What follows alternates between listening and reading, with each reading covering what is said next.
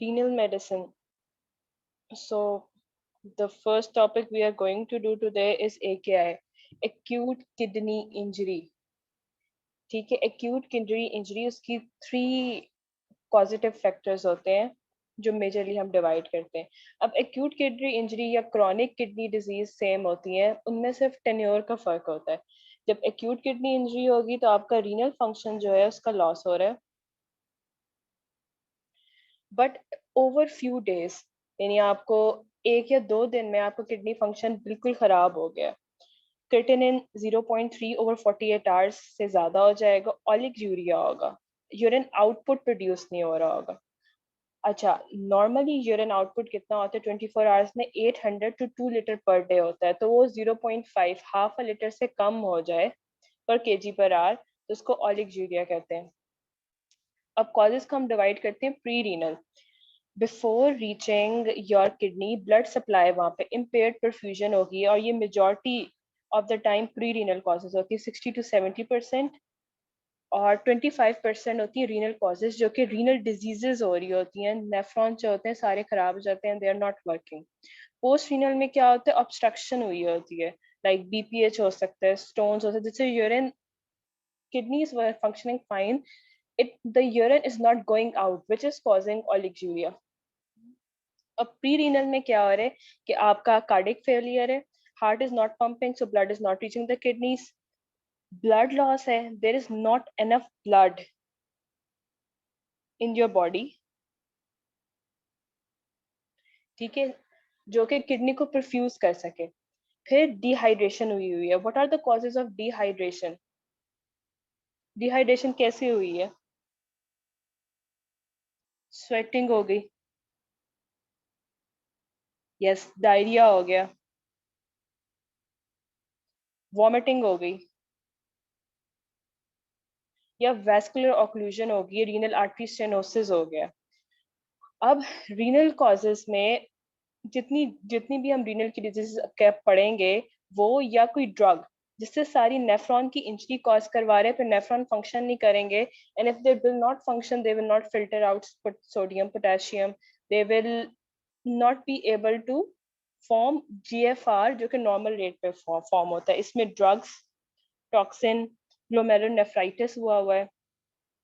Post renal causes में क्या हो गया? स्टोन्स हो गए, बीपीएच हो गया. अच्छा, अब इनकी जो इन्वेस्टिगेशंस हैं विल डिपेंड ऑन के कॉज प्री रीनल है, रीनल है, पोस्ट रीनल है. सपोज पोस्ट रीनल कॉज है, उसमें तो स्टोन्स होते हैं, उसके लिए हमें अल्ट्रासाउंड करवाना पड़ेगा. प्री रीनल कॉज के लिए हमें असेस करना पड़ेगा कि पेशेंट का फ्लूइड स्टेटस क्या है, कि वो डिहाइड्रेटेड है. रीनल में अलग की इन्वेस्टिगेशंस होंगी, आपको बायोप्सी करवा के पता कराना पड़ेगा कि ग्लोमेरुलाई में कौन सी वाली इन्फेक्शन और इन्फ्लेमेशन हो रही है. जनरल सिम्टम्स क्या हो गए? लो यूरिन आउटपुट हो गया, पफी फेस, ब्रेथलेस है, और मोस्टली सिम्टम्स जो सिनेरियो में लिखे होंगे वो रेस ब्लड यूरिया के होंगे. वो ब्लड ब्रेन बैरियर क्रॉस करेगा, वॉमिटिंग, नाउजिया, एनोरेक्सिया कॉज करेगा, ड्राउजीनेस हो रही होगी और फिट्स पड़ रहे होंगे. अच्छा, एसिडोटिक ब्रीथिंग होगी जिसको कसमल ब्रीथिंग कहते हैं. एसिडोसिस क्यों हो रहा है in AKI? Why is there an acidosis to begin with? Metabolic acidosis.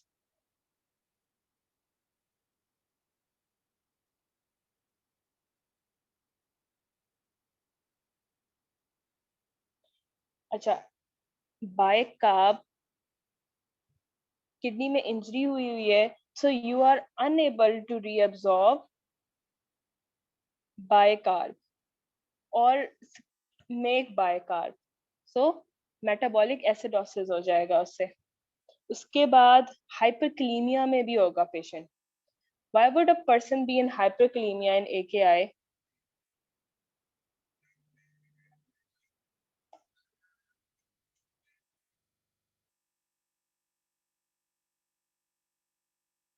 क्योंकि अगर इंजरी होती है डिस्टल न्यूरॉन्स की, डिस्टल नेफ्रॉन्स की और कलेक्टिंग डक्ट की, जहाँ पे एल्डोस्टेरॉन वर्क करता है, और पोटेशियम को सिक्रीट कराता है, प्रोटॉन्स को भी सिक्रीट कराता है. अगर वहां पे इंजरी हुई हुई है तो potassium will not B secreted out, तो हाइपरकलीमिया हो रहा होगा। दूसरे साइंस है फेशियल पफीनेस हो सकती है, ये नेफ्रोटिक नेफ्रेटिक सिंड्रोम्स में हो सकता है। अच्छा, फ्लूइड ओवरलोड होगा अगर हार्ट फेलियर है, फ्लूइड ओवरलोड होगा because heart is not pumping blood out, और इनअप्रोप्रिएट स्पेसेस में जैसे पीडल स्पेस में फ्लूइड वहां एक्यूमुलेट होना शुरू हो जाएगा। Uraemia will cause uraemic pericarditis में रब आ रही होगी, और patient might be bleeding from different sides. Investigations में क्या करेंगे, कंप्लीट यूरिन एग्जामिनेशन कराएंगे, उसमें इलेक्ट्रोलाइट्स भी पता चल जाएंगे। If there is infection, infection उसमें हो सकती है, जब आपके पास स्टोन्स होंगे तो उसके साथ यूटीआई होगी तो सस्पेक्ट कर सकते हो आप। दूसरा, यूरिन की ऑस्मोलैलिटी पता करनी है कि नेफ्रॉन्स जो है फंक्शन कर रहे हैं कि नहीं। ऑस्मोलैलिटी किस चीज पे डिपेंड करती थी मेजरली, माइनरली तो बन पे भी और ग्लूकोज पे भी डिपेंड करती है, लेकिन मेजरली दो कैटाइंस पे डिपेंड करती थी, वो पोटेशियम और सोडियम थे। फिर आपने ब्लड यूरिया क्रिएटिनिन देखना है, उससे पता चलेगा कि एकेआई हो रही है। क्रिएटिनिन क्लियरेंस से आप एस्टिमेट करोगे GFR. Serum potassium will give you indication कि हाइपरक्लीमिया में जा रहा है पेशेंट। यूजुअली जो हमारे पास एकेआई के पेशेंट आते हैं वो हाइपरक्लीमिक होते हैं, उनका फ्लूइड स्टेटस भी हमने मैनेज करना होता है, उनका हमने पोटेशियम स्टेटस भी मैनेज करना होता है। मेटाबॉलिक एसिडोसिस हो रहा है because the kidneys are not reabsorbing bicarb और मेकिंग बाइकार्ब। उसके बाद ultrasound kidney, K for kidney, K U B लिखते हैं, यूरेटर, ब्लैडर, ये यूजुअली हमें बताएगा कि if there are stones present और नॉट। अगर रेडियो ओपेक स्टोन्स को रूल आउट करना है तो उसके लिए प्लेन एब्डोमेन एक्सरे, पेल्विस का एक्सरे से बिगिन कर सकते हैं। अब let's do prerenal failure again. Prerenal failure में क्या हुआ है, वॉल्यूम डिप्लीट हो रहा है, vomiting, diarrhoea, burns, haemorrhage, bleed कर रहे हैं, या आपने कौन सी वाली ड्रग्स ली है, एस ली है, एनसेड्स ली है, आर्ब्स ली है। लेट मी टेल यू ये कैसे करते हैं वर्क। अब एनसेड्स क्या करते हैं, प्रोस्टाग्लैंडिन्स को इनहिबिट करते हैं, राइट। और प्रोस्टाग्लैंडिन जो थे ना डायलेट करते हैं आफ्रेंट आर्ट्रियोल्स को। जब ये डायलेट करते हैं आफ्रेंट आर्ट्रियोल्स को तो ज्यादा ब्लड जाता है, मोर परफ्यूजन होता है, and then everything is fine. ये यहाँ से कॉन्स्ट्रिक्ट कर देंगे तो कम ब्लड जाएगा, GFR, filtration, pressure, renal perfusion सारी डिक्रीज हो जाएंगी। अच्छा, दूसरे आगे एस और आप, एस और आप्स क्या करते हैं, इफ्रेंट को कंस्ट्रिक्ट करा देते हैं, तो ये सारी प्री रीनल इंजरी कराते हैं। दूसरा, अगर यहाँ पे स्टेनोसिस हुआ है, हाइपरटेंशन है। अच्छा, लिवर एंड कार्डिक डिसीजेस में परफ्यूजन प्रेशर क्यों कम हुआ है, because fluid is going to inappropriate spaces, heart is not pumping. Examine जब करोगे पेशेंट को, जब प्री रीनल एकेआई होगा तो उसमें लो बीपी होगा, टेकीकार्डिया आ रहा होगा, ड्राई म्यूकस मेम्ब्रेन होगी, और स्किन टर्गर जो होगा वो इंक्रीज होगा। कैसे करते हैं इसको, स्किन पिंच टेस्ट से चेक करोगे। और जेवीपी इज स्पेसिफिक, अगर कार्डिक फेलियर की वजह से एकेआई हो रहा होगा उसमें आपको जेवीपी रेस्ट आएगी। इन्वेस्टिगेशंस में क्या आएगा कि यूरिन जो सोडियम है, ये वैल्यू याद नहीं करनी, बट यू शुड नो कि हाई यूरिया क्रिएटिनिन रेशियो होगा। बाकी जो, और यूरिन में कोई कास्ट नहीं आएगी, नो कास्ट। कास्ट आती है जब ब्लड आ रहा होता है नेफ्रेटिक सिंड्रोम में, इसमें कोई कास्ट नहीं आएगी। यूरिन लाइसेंस जो होगा ब्लैंड होगा, इसमें कोई कास्ट नहीं आ रही होगी, देयर इज नो इन्फेक्शन और कास्ट प्रेजेंट। और हमारे जो यूरिन की सोडियम और फ्रैक्शनल सोडियम एक्सक्रीशन है वो बिल्कुल ठीक है, ये दोनों वैल्यूज नॉर्मल की रेंज में आएंगी, बिकॉज नेफ्रॉन्स बिल्कुल ठीक है, उनका फंक्शन ठीक है, उनके पास परफ्यूजन नहीं है, जिसकी वजह से यूरिया क्रिएटिनिन वाटर रीअब्सॉर्ब करने के साथ यूरिया क्रिएटिनिन का रेशियो इंक्रीज हो रहा है। These will be normal because kidneys are not damaged. They are just receiving less flow. Decreased blood flow to kidneys to less BUN creatinine को हम filter out कर रहे हैं blood से. While we are maintaining urinary sodium और filtration वो सब normal रहेगा. अब आगे renal causes. ट्यूबुलर कॉजेज हो सकती है, ग्लोमेरुलर कॉजेज हो सकती है। ट्यूबुलर कॉजेज में आपने अमाइनोग्लाइकोसाइड, मेथोट्रेक्सेट खाया है, रेब्डोमायोलाइसिस हो गया, मसल इंजरी हुई है, इससे क्या हुआ, प्रेसिपिटेट कर जाएगा वो ग्लोमेरुलाई में और उनको ब्लॉक कर देगा, तो वो एक्यूट ट्यूबुलर नेफ्रोसिस होगा। उसमें अगेन आपने उसके वाइटल साइन असेस करने, जो वाइटल साइंस हमने यहाँ पे असेस किए थे, बीपी, टेकिकार्डिया है कि नहीं, म्यूकस मेम्ब्रेन, स्किन टर्जिडिटी कैसी है।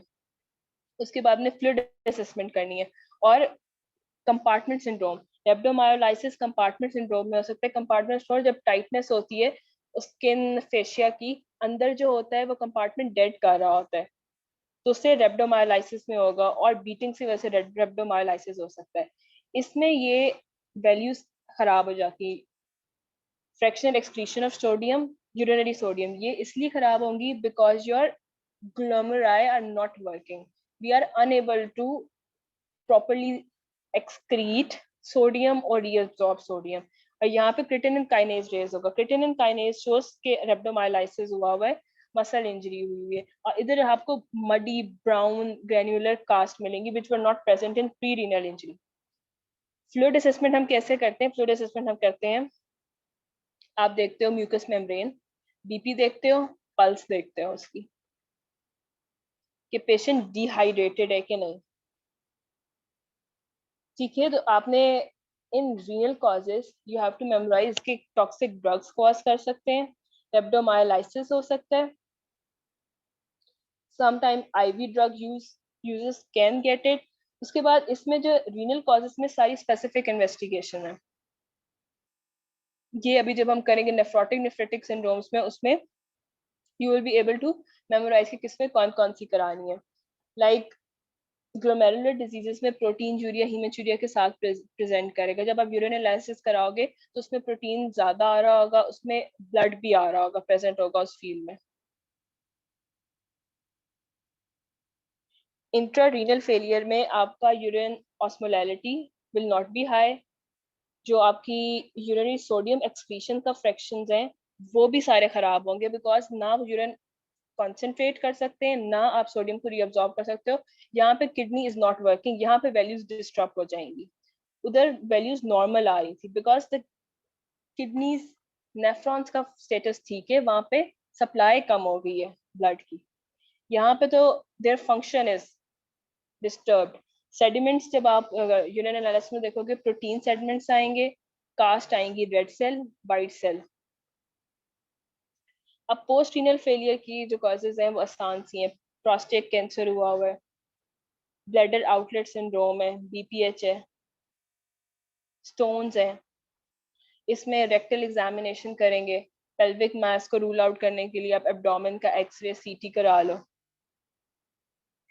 Urine analysis could be, there could be haematuria, haematuria carcinoma में आता है, पेनलेस हीमाचूरिया कहते हैं इसको। और रीनल अल्ट्रासाउंड करा सकते हो, उसमें हाइड्रोनेफ्रोसिस आ सकता है। इसमें test of choice ultrasound KUB होता है अगर आप सस्पेक्ट कर रहे हो कि ब्लैडर आउटलेट ऑब्स्ट्रक्शन है और पोस्ट रीनल फेलियर है।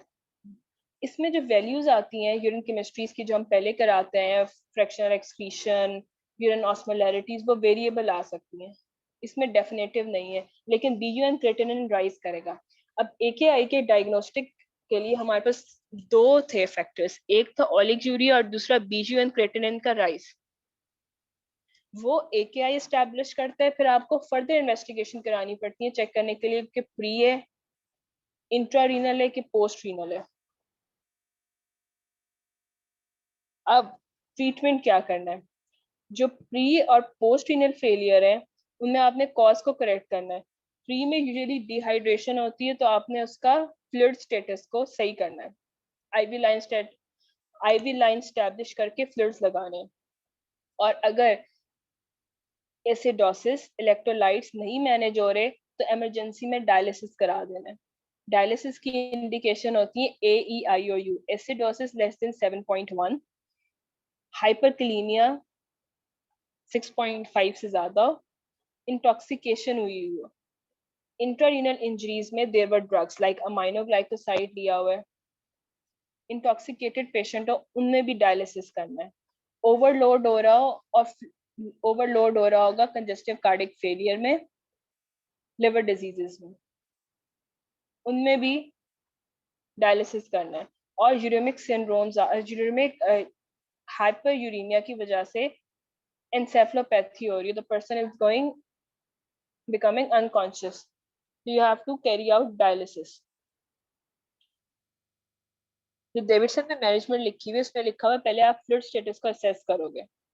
फ्लूइड स्टेटस को असेस करना है कि आपने देखना है पर्सन डिहाइड्रेटेड है कि नॉर्मल इसका वॉल्यूम स्टेटस है या ओवर हाइड्रेटेड है। अगर हाइपोवोलेमिक है तो आपने उसको फ्लूइड देना है। ठीक है, आपने उसका यूरिन आउटपुट असेस किया, आपने स्किन पिच टेस्ट किया, आपने उसकी ओरल म्यूकस मेम्ब्रेन्स देखी। उसके बाद आपने क्या करना है, पोटेशियम को बैलेंस करना है। उसके लिए हम पहले क्या करते हैं, कैल्शियम रेजोनियम देते हैं स्टेबलाइज करने के लिए मायोकार्डियम को। पहले हम कैल्शियम क्यों देते हैं, क्योंकि जो मायोकार्डियोसाइट्स होते हैं उसमें एरिथमियाज हो जाते हैं। हाइपोकलीमिया भी एरिथमियाज कॉज करते हैं, हाइपरकलीमिया भी एरिथमियाज कॉज करती है।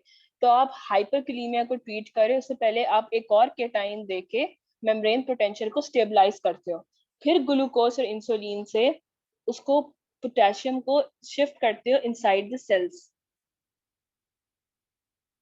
अगर फिर भी नहीं होता कंट्रोल तो आप डायलिसिस पे चले जाते हो। AEIO में 6.5, और अगर आप मैनेज नहीं हो रही आपसे तो आप उसको डायलिसिस कराते हो।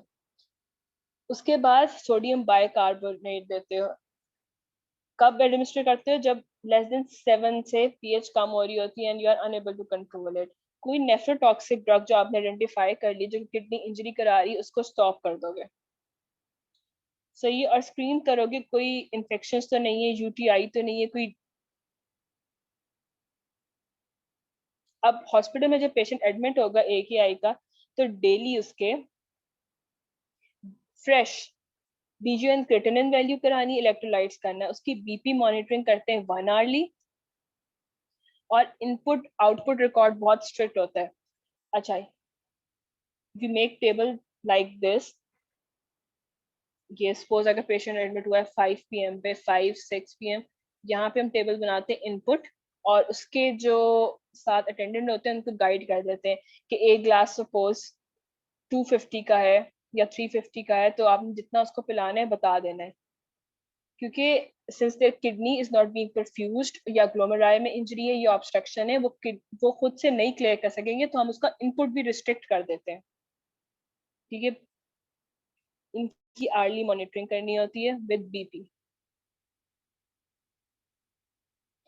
और डेली क्या कराना है आपने, BUN क्रेटिनिन और इलेक्ट्रोलाइट्स, इसमें सोडियम पोटेशियम।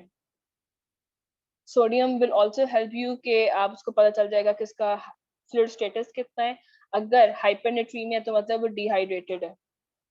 और पोटेशियम क्या मॉनिटर करना है आपने, अगर हाइपरकैलेमिया तो उसको डायलिसिस के लिए दोबारा अपॉइंटमेंट लेके देनी है।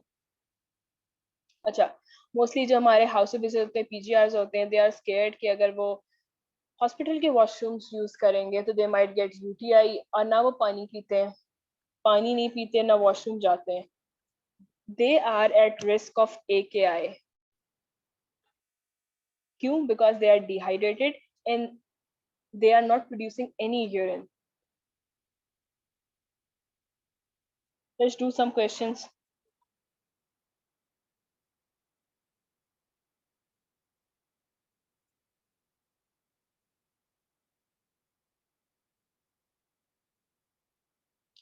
A prisoner is brought by the police in emergency room with altered sensation. As told by constable, he had been anorexic, having nausea, vomiting. अच्छा, anorexic, nausea, vomiting, कौन सी चीज की वजह से हो रहा था ये?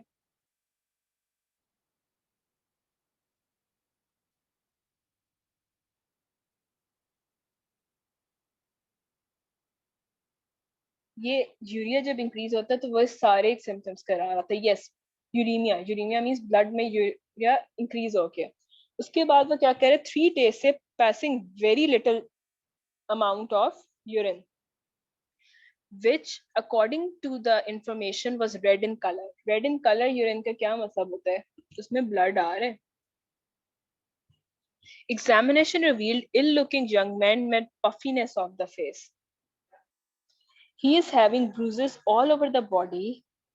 His limbs are tender. Investigation revealed hemoglobin 10, which is normal. Blood urea nitrogen 48, creatinine kinase 1700 आया है, normal 30 to 200 है, and serum potassium 6.8 आया है. Can somebody tell me normal serum potassium की value क्या होती है?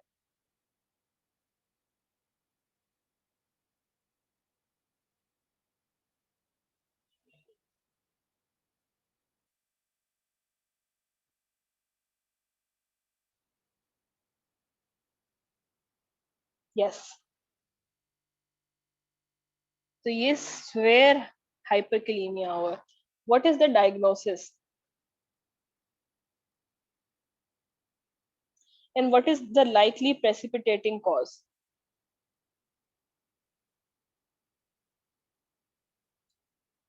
Yes, very good. It's AKI due to rhabdomyolysis.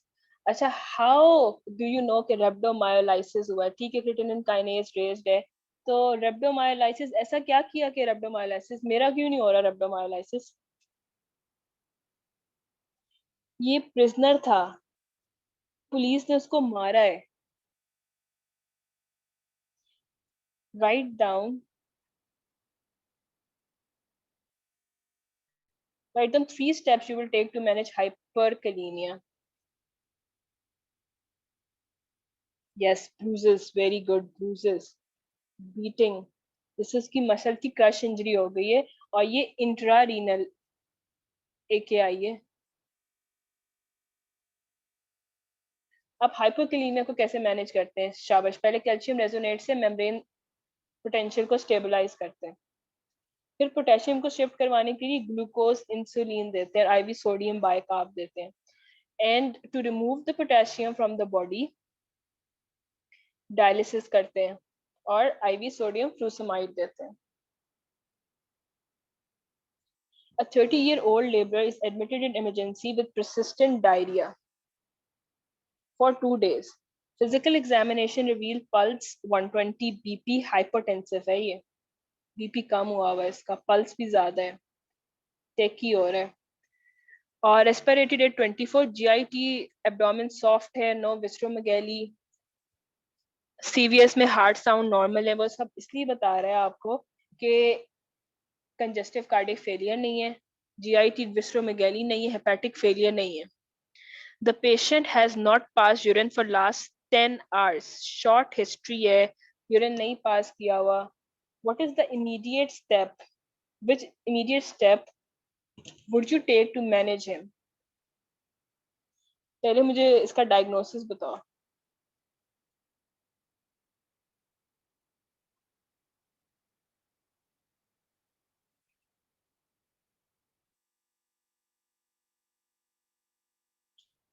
A girl is saying it's pre-renal AKI. कैसे पता चला ये pre-renal AKI? तो okay, I can say कि he was not passing urine, तो AKI हो गया.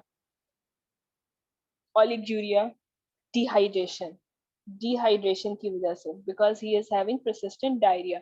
यूजुअली जो आप वार्ड्स में पेशेंट मैनेज करोगे वो भी डायरिया वॉमिटिंग के साथ आएंगे, तो परफ्यूजन कम हो जाएगी, किडनी की प्री रीनल इंजरी होगी एकेआई की. इमीडिएट स्टेप्स क्या करें? यहाँ पे आप उसका फ्लूइड स्टेटस पर असेस करो. कैसे असेस करते हैं किसी का फ्लूइड स्टेटस?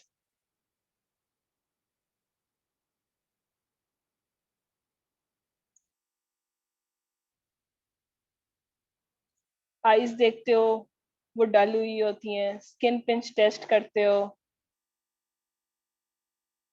मुंह खुलवाते हो, ओरल म्यूकोसा ड्राई हुआ होता है,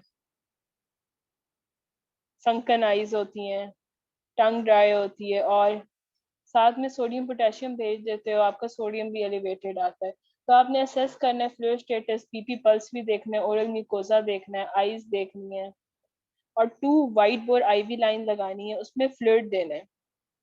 ठीक है, फ्लूइड देना है, नॉर्मल सेलाइन दे सकते हो, दूसरा फ्लूइड दे सकते हो, डेक्सट्रोज वाटर दे सकते हो. अगर घर में किसी को डायरिया हो जाए तो फिर क्या देते हैं हम? ओआरएस देते हैं। ओआरएस देके उसको रिहाइड्रेट करते हैं टू प्रिवेंट एकेआई।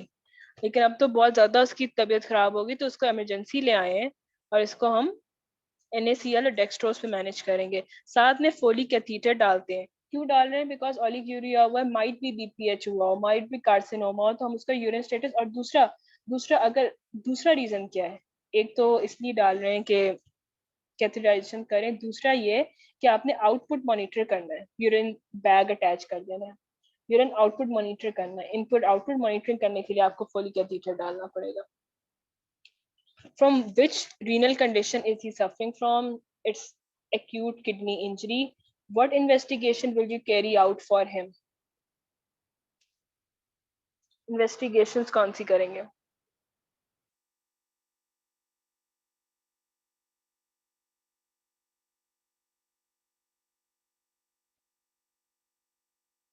इलेक्ट्रोलाइट्स कराएंगे, यूरिया क्रेटिनिन कराएंगे, सीरम,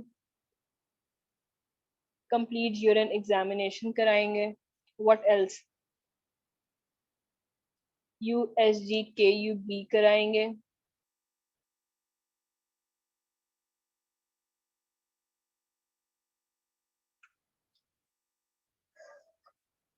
इसका RBS भी चेक कराएंगे। A boy presented with severe watery diarrhea, vomiting for last 2 days. There is no fever, rectal bleeding. He has not passed urine in 12 hours. Short history है तो AKI है. Examination reveals dry tongue, sunken eyes, blood pressure very severe, hypotensive. इसको फौरन resuscitate करना पड़ेगा. Abdomen non-tender, irritable bowel, intact bowel sound, bladder not palpable. Urea 78, creatinine 2.6, serum sodium. Serum sodium normal कितना होता है?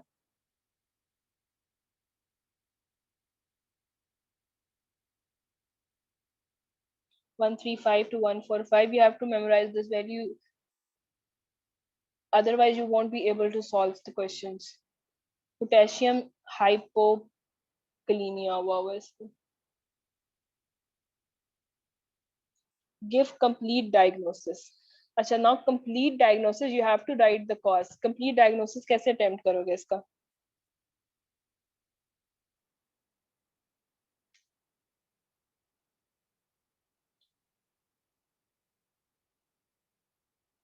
AKI most likely cause is dehydration or reduced renal perfusion. Pre-renal cause है इसकी, AKI की. Pinpoint laboratory abnormalities and mention normal ranges. सारी करनी पड़ेंगी. Sodium कम है, पोटेशियम डिक्रीज्ड है. अच्छा, यूरिया की नॉर्मल वैल्यू 2.5 to 6.5. अगर हम mg डेसीलीटर में कर रहे हैं तो है 15 to 40. एंड क्रेटिनिन की क्या हो गई? 0.7 to 1.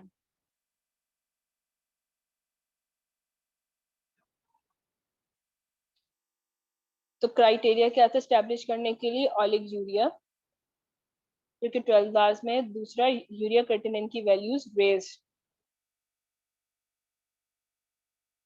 उसने नॉर्मल रेंजेस ही मांगी, ये मेमोराइज करके जाना होगा. Give an outline of the treatment in this patient.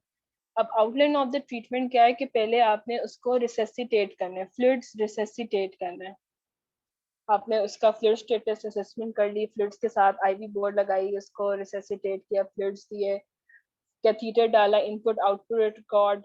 Daily आपने पोटेशियम, उसका सोडियम मॉनिटर किया, यूरिया क्रेटिनिन. और फिर भी ना मैनेज हुआ तो आपने क्या करना है? डायलिसिस पे ले जाना है और डायलिसिस की इंडिकेशंस लिखनी है. A 48-year-old man is shifted to emergency ward from police custody after having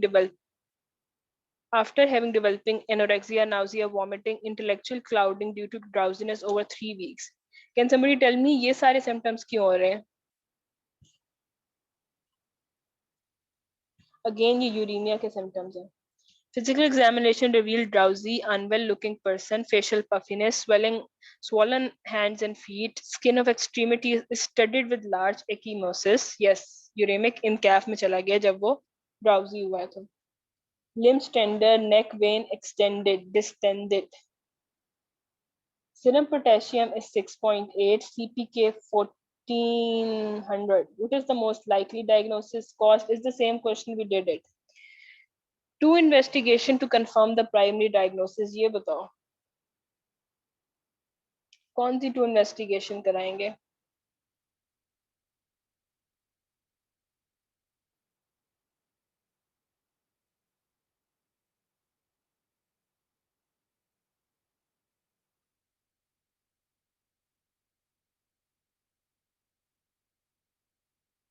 Serum urea and serum creatinine.